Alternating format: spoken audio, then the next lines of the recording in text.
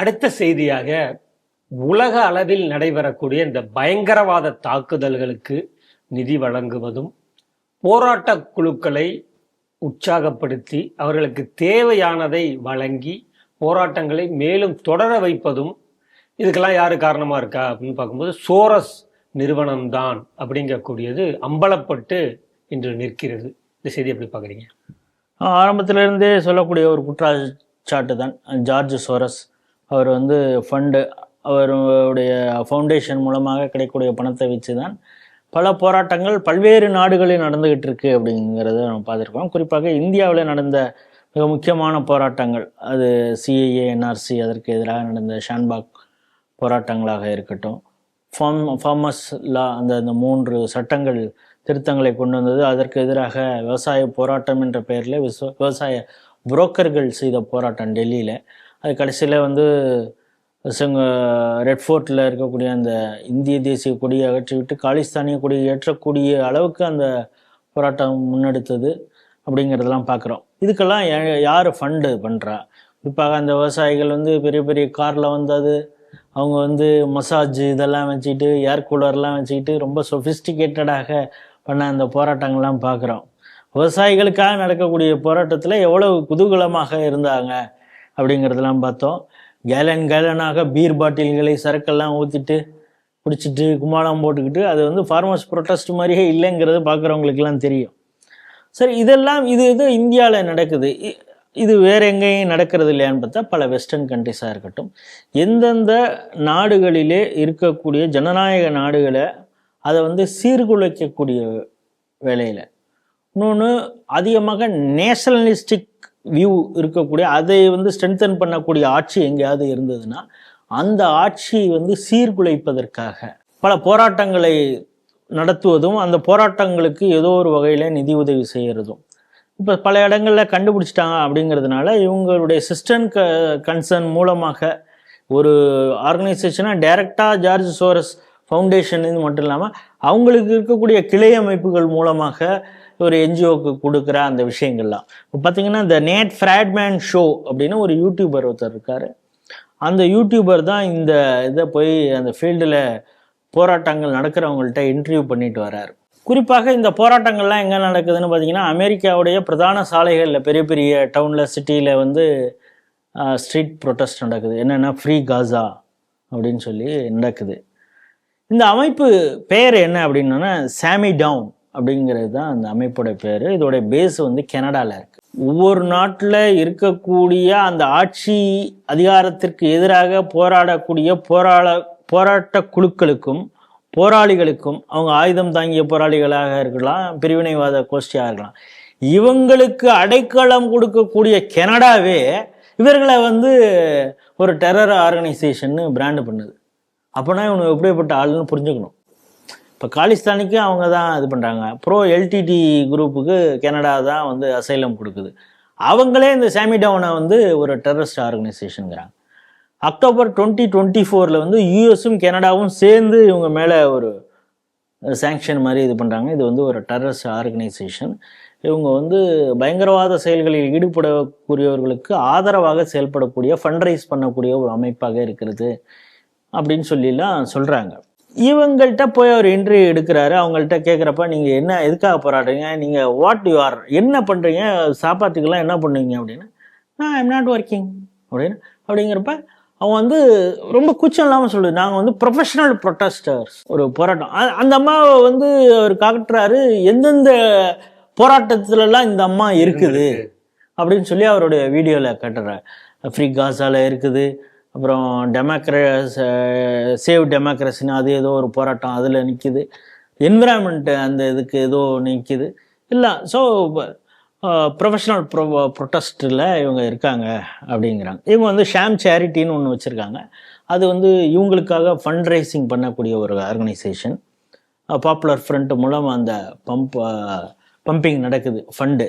அவங்களுக்கு யார் பைசா கொடுக்குறாங்க அப்படின்னு சொன்னால், அதாவது இந்த பாப்புலர் ஃப்ரண்ட்டுங்கிறது இந்த சேரிட்டிக்காக வேலை பார்க்குறவங்க. இவங்க வந்து ஒரு மார்க்ஸ் ஆர்கனைசேஷன். கடைசியில் எங்கே வந்து நிற்கிது பாருங்கள், உண்டியல் குளிக்கல தான் வந்து நினைக்குது. ஒரு ஜனநாயகத்துக்கு எதிராக போராடணுன்னாலே யார் பண்ணுவா? கம்யூனிஸ்டுகள் ஆர்கனைசேஷன் தானே அப்படின்னு. அவங்க சமீபத்தில் ரொம்ப வெளிப்படையாக சொன்னது என்னென்னா, ஒன் ஸ்டேட் சொல்யூஷன், ஃப்ரீ காசா, அதுக்கு இஸ்ரேல் இல்லாத ஒரு தேசம் உருவானாதான் அங்கே வந்து அமைதி நிலவும். அப்படிங்கிறப்ப இவர்கள் எப்படிப்பட்ட ஜனநாயக பேர்வழிகள் அப்படின்னு நம்ம புரிஞ்சுக்கலாம். இவங்க இன்னும் என்ன ஒரு ஸ்டெப்பு போனாங்கன்னா, October 7 உங்களுக்கு தெரியும், இஸ்ரேலில் உள்ளே புகுந்து ஒரு 1500 பேரை அழைச்சிட்டு வந்து பல பேரை கொண்டாங்க. ஒரு 250க்கும் மேற்பட்டவர்களை ஹோஸ்டேஜாக ஹமாஸ் பயங்கரவாதிகள் தூக்கிட்டு போனாங்க பாலஸ்தீனுக்கு. அந்த தாக்குதல் நடந்த உடனே இவங்க வந்து கேண்டி கொடுத்து ஸ்ட்ரீட் செலிப்ரேஷன் பண்ணியிருக்காங்க. எல்லாருக்கும் ஸ்வீட்ஸ் எல்லாம் கொடுத்து அமெரிக்காவில் செலிப்ரேட் பண்ணியிருக்காங்க. எந்த அளவிற்கு இவங்க வந்து ஆன்டி ஜூவாக இருக்கிறாங்க, ஆன்டி இஸ்ரேலியாக இருந்திருக்காங்கன்னு பண்ணாங்க. அதுக்கப்புறம் இவங்க என்ன சொல்கிறாங்க, ஹமாஸ் அண்ட் ஹிஸ்புல்லா இவங்கெல்லாம் வந்து ஒரு டெரர் ஆர்கனைசேஷனே கிடையாது. இது சொன்ன உடனே உங்களுக்கு காதில் ஒன்று ஒழிச்சிருக்கணும். என்னென்னா, மக்கள் அதிகாரம் நடத்தக்கூடிய ஒரு கூட்டத்தில் திருமாவளவன் சொன்னார், இவர்களெல்லாம் போராளிகள், லஷ்கர்-இ தொய்பா, ஹமாஸ் இவங்கெல்லாம் வந்து அந்த நாட்டுக்காக அவங்களுடைய உரிமைக்காக, எது இந்தியாவில் பல பயங்கரவாத செயல்களில் ஈடுபடக்கூடிய லஷ்கர்-இ தொய்பா, ஜெய்ஷ்-இ முகமது இதெல்லாம் வந்து போராளிகள் அப்படின்னு சொன்னார். இப்போ இந்த குரூப்பும் அதே தான் சொல்லுதுன்னா, ஏதோ ஒரு வகையில் அவங்களுக்கு கூட லிங்க் இருக்கலாம். அதே மாதிரி தான் அவங்க சொல்கிறாங்க. அதனால் என்ஐஏ முழு விசாரணை இங்கேயும் இது போன்ற ஏதாவது குரூப் இருக்குதான்னு இது பண்ணணும். அதுக்கப்புறம் என்னென்னா, இந்த ஹமாஸ் ஹிஸ்புல்லாவுக்கு இவங்க தொடர்ச்சியாக ஆதரவு பண்ணாங்க. டைட்ஸ்னு ஒரு ஃபவுண்டேஷன் இருக்குது, TIDES. இந்த டைட்ஸ் ஃபவுண்டேஷனுக்கு தான் வந்து மேஜர் டோனர் யாருன்னா, அங்கே தான் தலைவன் வர்றாரு, அந்த கிழவனார் ஜார்ஜ் சோரஸ். அவருடைய ஃபவுண்டேஷன்லேருந்து $40 மில்லியன் அவங்களுக்காக வாரி வழங்கி இருக்கிறார்கள். அப்புறம் அலையன்ஸ் ஃபார் குளோபல் பீஸ், இப்படி நாட்டில் இருக்கக்கூடிய எல்லா பிரச்சனைகளுக்கும் காரணமாக இருந்துட்டு குளோபல் பீஸுக்காக இவங்க இந்த போராட்டங்களை எல்லாம் முன்னெடுக்கிறாங்களாம். இதை வந்து இப்பொழுது அந்த யூடியூபர் வெளிக்கொண்டு வந்திருக்கிறாருங்கிறது ஒரு பக்கம் இருந்தாங்களாம். இதை மிக முதல்லையே சொன்ன ஒரு ப்ரொஃபஸின்னு சொல்லுவோம்ல, தீர்க்க தரிசியாக இருந்தவர் யாருன்னா நரேந்திர மோடி தான். அவர் இந்த ஃபார்மர்ஸ் ப்ரொட்டஸ்ட்டுக்கு முன்னாலேயே வந்து ஒரு வார்த்தையை காயின் பண்ணார், அந்தோலன் ஜீவி அப்படின்னாரு. போராட்டம் மூலமாகவே வயிறு வளர்க்கக்கூடிய ஒரு கூட்டம். அவங்க டெய்லி சாப்பாடு சோறு அப்படிங்கிறது, இன்னைக்கு எங்கப்பா போயிட்டு வந்தேன், அந்த போராட்டத்துக்கு போயிட்டு இருந்தேன், இந்த போராட்டத்துக்கு போயிட்டு இருந்தேன் அப்படின்னு சொல்லி அதன் மூலமாக வயிறு வளர்க்கக்கூடிய அந்தோலன் ஜீவி அப்படின்னு சொன்னார். இப்போ அதையெல்லாம் அவர் சொன்ன அந்த வார்த்தை ஏதோ ஒரு அரசியலுக்காக இந்த நாட்டில் எடுக்கக்கூடிய அவர் கொண்டு வர ஒரு திட்டம், அந்த திட்டத்துக்கு எதிராக செயல்படுறவங்கலாம் இவங்க வந்து தேஷ் துரோகிகள் அப்படின்லாம் ஒரு கிண்டலாக சொல்கிறாங்களே, அது மாதிரி தேச துரோகிகள், அது மாதிரி போலி போராட்டவாதிகள் அப்படின்லாம் அவர் சொல்கிறாரு. அப்படிங்கிறது இல்லை, ஒரு உலக அளவில் இந்த ஒரு ப்ரொஃபஷனல் ப்ரொட்டஸ்டர்ஸுங்கிற எப்படி உருவாகியிருக்காங்க, இவங்களுக்கு எப்படி ஃபண்டிங் நடக்குதுன்னு அப்பொழுதே அவர் சொல்லியிருக்கிறார். அதை இப்பொழுது ஒருத்தர் ஆதாரத்தோடு நிரூபிச்சிருக்காரு அப்படிங்கிறது தான். இப்போ ரொம்ப சமீபத்தில் இவங்க, அதாவது அவங்களுடைய சப்ஜெக்ட் இல்லாமல் பல பேர் எப்படி போராளிகள் நடந்துக்கிறாங்கிறத உங்களை வச்சாலே ஈஸியாக கண்டுபிடிச்சிடலாம். இப்போ சூழியல் போராளிகள் அப்படிங்கிறது உங்களுக்கு தெரியும். இப்போ தமிழகத்தில் சூழியல் போராளிகள்லாம் உங்களுக்கே தெரியும். யார், ஒருத்தர் சைக்கிள்லேயே போகக்கூடிய அந்த சேலத்தை சேர்ந்தவர் பியூஷ் மனுஷன்.